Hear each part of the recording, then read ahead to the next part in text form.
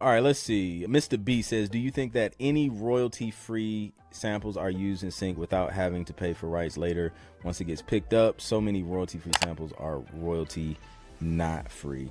Yeah, I know. I agree. It's a slippery slope. Like, I think I don't know. I like to like try and find those little like non-popular websites that are like owned by like one person or something like that, like a couple people, like some random dude in Minnesota who like creates his own sound packs or something, versus like those big sites that everybody knows.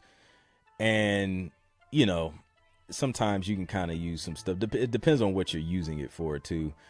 But and again, I mean, I've used some Apple loops for like different things that's out there getting placed. Like for example, what was it? Accordion sound. I was making some Italian hip hop stuff for TV and House Hunters International, and I just threw an accordion thing on there, but I just made sure like I played a bunch of stuff over it as well, because once it gets singled out as just its own thing, that's when things kind of get weird. So stuff like that I've used, and I guess I've gotten away with it, but for like I don't do it a lot, only for like situations where they're like, hey, it's okay to use this, or you can use this, just show us some type of paperwork that it is indeed royalty free, and ain't nobody gonna come after us asking for for some money. So yeah.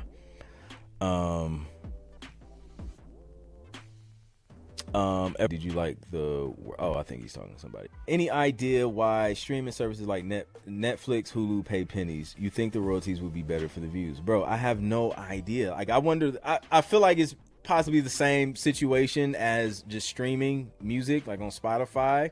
Like, I don't think there was ever a system in place to properly compensate for streams of music placed on a Netflix or a Hulu.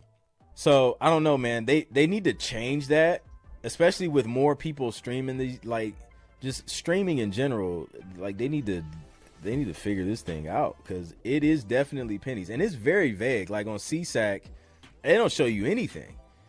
I mean, like it'll say Netflix. I think it'll say the name of the track, and then I think pennies after that. It'll show the amount of pennies you earned. It's crazy. So I don't know, man. I don't know. I like the most money you see on streaming services is the upfront sync fees from that stuff. On back end, it's not a lot. Now, what I have noticed is some countries, man, I've seen more royalties in some countries than others, especially in the US. And I'm not sure exactly why.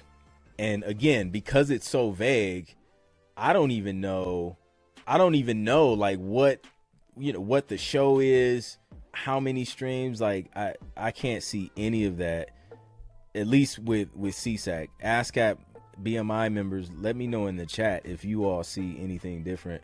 But literally, let me see if I can. So yeah, like international royalties alone, on my last statement, I had like $600 and something just international, and the bulk of that came from United Kingdom, and then the second highest amount was the Czech Republic, which is random. Like I don't know what's airing in Czech Republic, but it says Czech Republic. I don't even know it says Czech Republic. Society is OSA, their song title, and then performance medium. So it'll either say television or audio visual streaming on demand. And that's it. That's all I get. And then the amount of money. So that's it. They don't tell you anything. So you don't know what shows. But that was more than what I even earned in streaming domestically. Yeah, Amazon Prime. They show the percentage on this. Song title percentage, establishment or venue, Amazon Prime, pennies. And it's a long list of tracks Amazon. I don't even know what show this is, but Amazon Prime. Like I have like 29 pages of Amazon Prime stuff, 40 and counting. So I don't know. Hulu. Here's Hulu. I got $1. I got $1.13 on Hulu from this ambient queue. That's not bad. It looks Hulu may pay a little bit more than these other places. Peacock.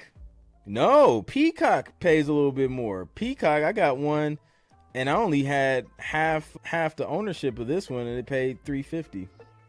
But see, this is the thing, though. I don't know if that $3.50 is what is that? Is that one use? Is that 10,000 streams? Like, I don't know.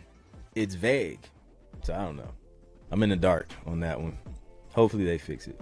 So yeah, you're probably ready to start trying to get TV placements, but you just don't know the next step to take. So I want you to download my free Sync Producer Quick Start Guide, which is going to help you do that. It's going to give you the steps and it's going to give you resources to get you started on this journey. So just go to clintproductions.com/free guide or click the link in the description and download that free Sync Producer Quick Start Guide. Is there a website to check out if something is actually royalty free? I don't think so.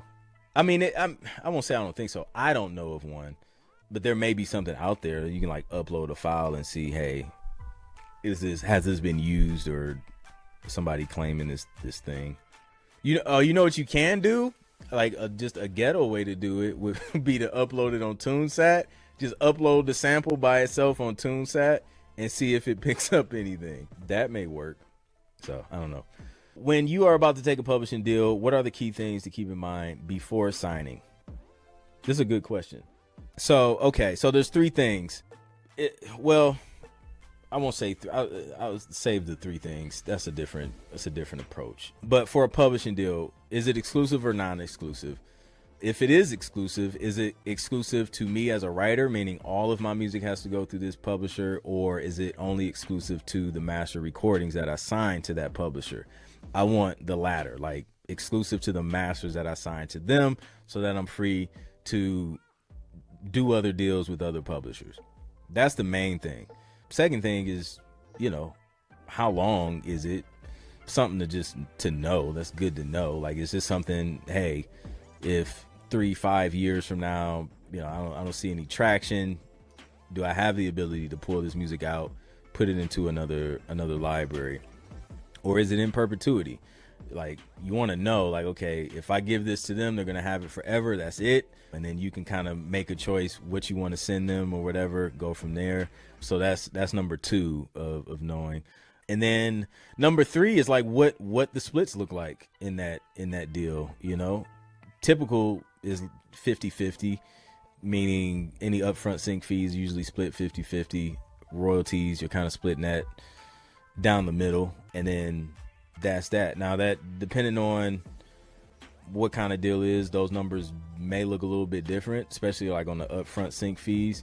Sometimes with one publisher, you may see different types of deals depending on what they're doing with their clients. So, you may see that upfront sync thing shift. There may be some buyout situations where they give you a chunk of money up front, and now you don't get any future upfront sync fees, but then you still continue to get back end royalties. So, there's that to consider as well. So those are like kind of the main things I like to keep in mind before signing.